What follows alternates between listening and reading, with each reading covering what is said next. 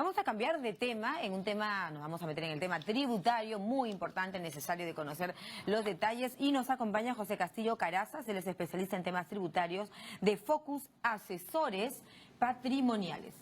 Bienvenido. ¿Cómo estás? Gracias, María Jesús. ¿Qué tal, José Castillo? Hablamos ahora al amparo de este nuevo decreto legislativo y del Código Tributario, este beneficio del fraccionamiento a aquellos deudores que no han cumplido con el impuesto a la renta. Cuéntanos. No, básicamente, lo que ha venido ocurriendo desde que empezó el gobierno del presidente Kuczynski es que ha habido un impulso y una suerte de reconciliación de la administración tributaria con las empresas en general. O sea, acordémonos que son muy pocas las empresas que representan la mayor cantidad de recaudación del país. Y el gobierno lo que está buscando es ampliar la base de contribuyentes. Entonces, como siempre hay una sensación de que la SUNAT está detrás de uno, persiguiéndolo, acosándolo, ¿no? Y no dejándolo respirar para que uno desarrolle sus negocios, lo que está ocurriendo ahora es que el gobierno está dando unas señales de acercamiento de la SUNAT hacia el contribuyente, hacia el que existe, digamos, viendo de que no se le maltrate más, ¿no? Y hacia nuevos contribuyentes ofreciéndoles nuevos paquetes tributarios. Entonces, dentro de esa política que lo que busca es incrementar la recaudación, haciendo del Perú un mayor eje de contribuyentes, ha salido el día, si no me equivoco, fue el 10 de febrero, para que esté en vigencia desde el 13, se publicó el domingo creo, una norma referida a que las empresas que tengan, en principio, ingresos totales, y esto hay que entenderlo, o sea, no solamente ventas, sino ingresos por enajenación de acciones, por venta de activos fijos, todo tipo de ingresos, por hasta 150 UITs o menos, que equivaldría a 607.500 soles, ¿no? Y que no formen parte de grupos económicos, ¿no? Que tengan, digamos, mayores ingresos como 2.300 UITs, ¿no? Entonces, estas empresas pueden acceder a fraccionar inmediatamente cualquier saldo por regularizar del impuesto a la renta del 2016, que ocurre ahora en marzo, entre marzo y abril, cuando se presentan las declaraciones juradas. ¿Eso qué significa? Cuando uno desarrolla durante el año su actividad empresarial, una vez al mes, una empresa, una vez al mes, declara algo que se llama el pago a cuenta del impuesto a la renta, que en promedio es el 2%. Es un coeficiente, pero en promedio siempre ha sido el 2%. Entonces, esto lo voy pagando a cuenta de lo que voy a regularizar al siguiente año en la declaración jurada anual, que normalmente es en el mes de marzo. Correcto. ¿Y qué me va a dar? Me va a dar un saldo a pagar, que normalmente tengo que pagar una diferencia. Y eso genera un esfuerzo de capital de trabajo para las empresas, porque las empresas que tienen que cumplir con sus impuestos y no se quieren ver afectas a embargos, a cualquier tipo de entorpecimiento de su actividad empresarial, necesitan pagar en ese momento. Claro, entonces, ¿qué ha habido ahora?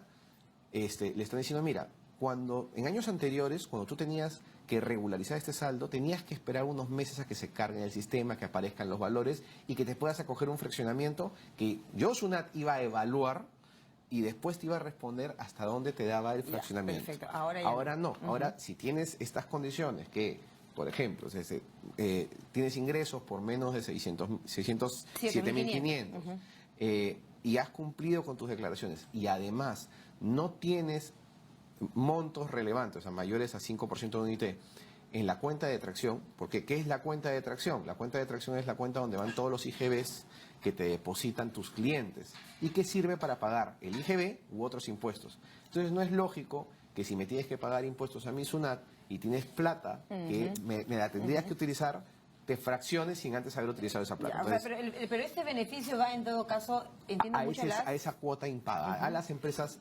pequeñas y medianas, ¿no? Las pymes. Entonces, claro, que va también en línea con lo que se aprobó hace poco, que fue el RMT, el régimen MIPE tributario, ¿no? Que les va a permitir a estas empresas también tener, pues, un registro contable simplificado y si tienes utilidades hasta 59.000 soles, pagar solamente el 10% del impuesto a la renta. El MIPE tributario, ¿no? Y además el pago a cuenta FRAES ya no va a ser el 1%. El FRAES es otra cosa.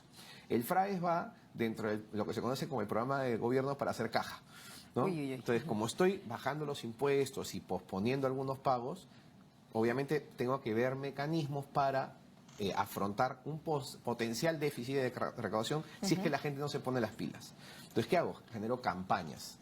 Y estas campañas lo que me generan son caja al gobierno central. Y en esas campañas hay dos muy marcadas. La primera es el FRAES, que es básicamente un sistema de condonación parcial, en el Así es. sentido de que si tú tienes una deuda en litigio, una deuda pendiente de cobro con SUNAT, y obviamente no estás dentro de los sujetos no comprendidos, que serían, ya después que lo serían, vemos, ¿no? porque ahora te los explico, ¿no? Es lo que vas a hacer es que si tus ingresos son menores a 9.315.000 soles, ¿no?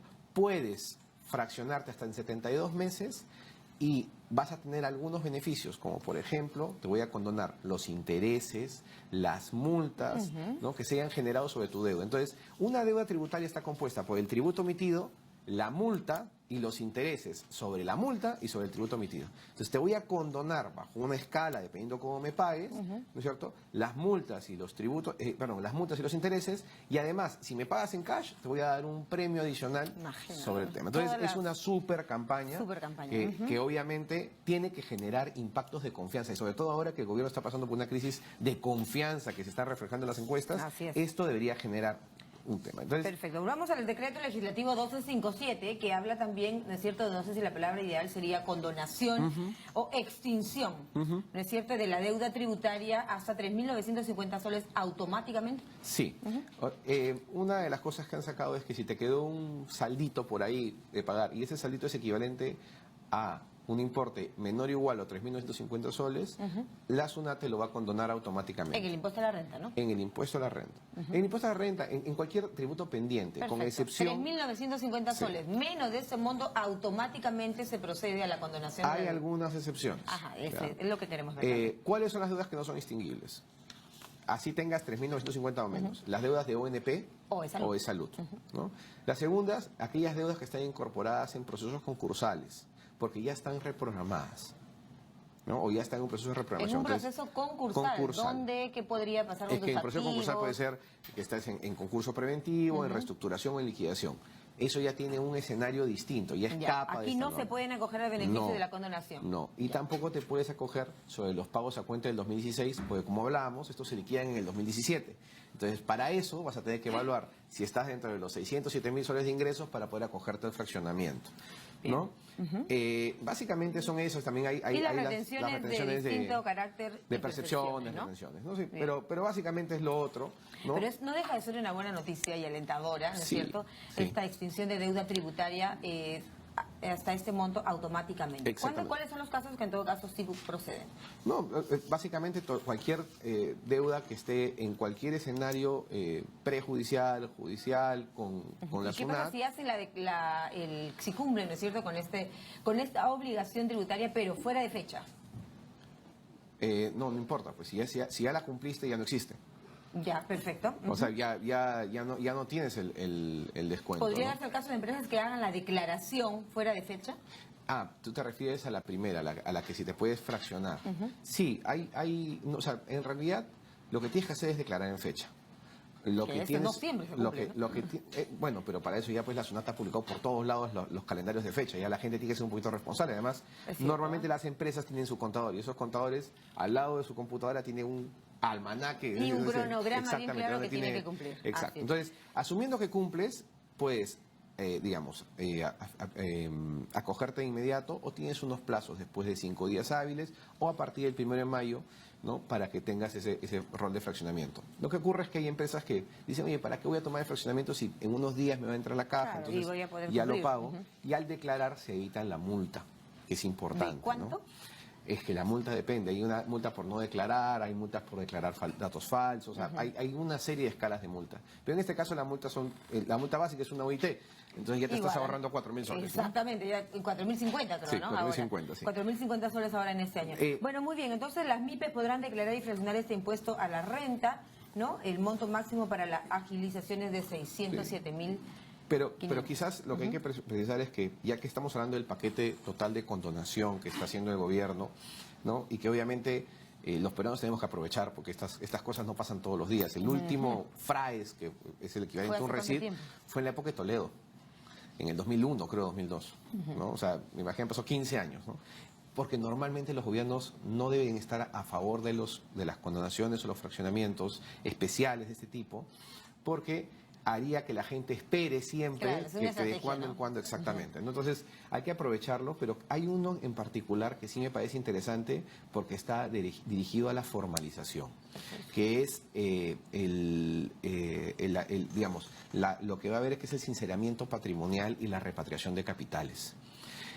¿Qué es ese? Repatriación de capitales, eso suena exactamente. interesante para el lavado de activos, por ejemplo. Exactamente. Entonces, ¿qué es lo que está ocurriendo ahora? Hay mucha gente que tiene... Vamos a partir el Perú en dos personas. Los que tienen su plata afuera y los que tienen su plata acá, pero nunca declararon a SUNAT. Esa persona que fue, digamos, comerciante de estos emporios comerciales, ¿no? Y que ha hecho su plata como ambulante o como informal, que no es lavado de activo, pero ya con eso se compró su casita, se compró su terreno, se acogió a un tipo de préstamo o de junta y hizo su casa. Y tiene esa plata.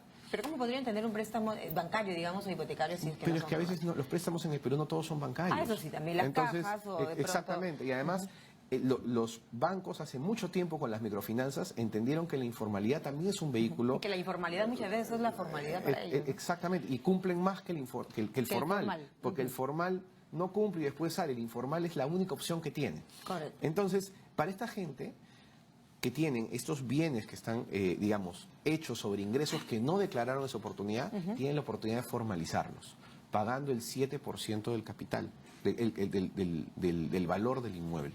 Y con eso su ingreso y su casa ya no está afecta a ninguna contingencia tributaria ni a ningún delito tributario. Mira, sobre todo ahora que se investiga mucho más el tema del lavado de activos, exactamente, ¿no? Donde la compra de propiedades e inmuebles, por ejemplo, es una de los caminos más frecuentes, ¿no? Y para las personas que tienen dinero fuera, si lo quieren traer y declarar, en tanto sigan el procedimiento que establece la norma, que es traerlo a través de un banco y tal, van también a pagar el 7%. ¿Cuál es la forma más objetiva, o en todo caso la más, digamos, la forma legal, el camino regular que deberían tener? El camino regular para estas personas que van a hacer esto es evaluar primero dónde se dio la ocurrencia de su desbalance patrimonial, en qué momento generaron la informalidad, ¿no? Porque uno dice, yo tengo hoy día $1 millón, por ejemplo, estas personas, ¿no? Sí, pero ese $1 millón, ¿cuándo lo generaste? Porque después la SUNAT te puede venir a revisar, exactamente, y ahí es donde viene el problema del lavado de activos, en el origen de fondos. Y el desbalance patrimonial. Exactamente. El desbalance patrimonial es más tirado a lo tributario, pero acá como vas a sanear lo tributario, tienes que preocuparte en que el origen esté claro. Entonces, hacer una revisión a conciencia de tu patrimonio, ¿no? Y con eso determinar en qué periodos fueron eso tus inconsistencias. Eso es justamente lo que no parecía indicar el señor Toledo, ¿no? Cuando se le preguntaba, y varias versiones sobre el origen supuestamente de ese dinero. Claro, lo que pasa es que ya sabemos por qué no podía explicarlo, pues, ¿no? Ahora lo sabemos. Entonces, ahora ya está el paquete completo y eso es lo que hay que aprovechar. Tenemos este año, no esperemos el último momento, ¿no? Yo veo difícil que esto se extienda, ¿no? Entonces, ¿por qué? Porque normalmente hay programas que se extienden un poco más y esto ya se da hasta fin de año, ya entonces no va a pasar, ¿no? Perfecto, entonces no deja de ser una muy buena noticia y acogerse siempre a la formalización, ¿no? Exacto. ¿No? Hay que apostar por la formalización, es la única manera de hacer país, ¿no? Perfecto, estuvo con nosotros José Castillo Caraza, se les especializa en temas tributarios de Focus Asesores Patrimoniales. ¿Vamos a la pausa? Tiempo de la pausa. Muchas gracias.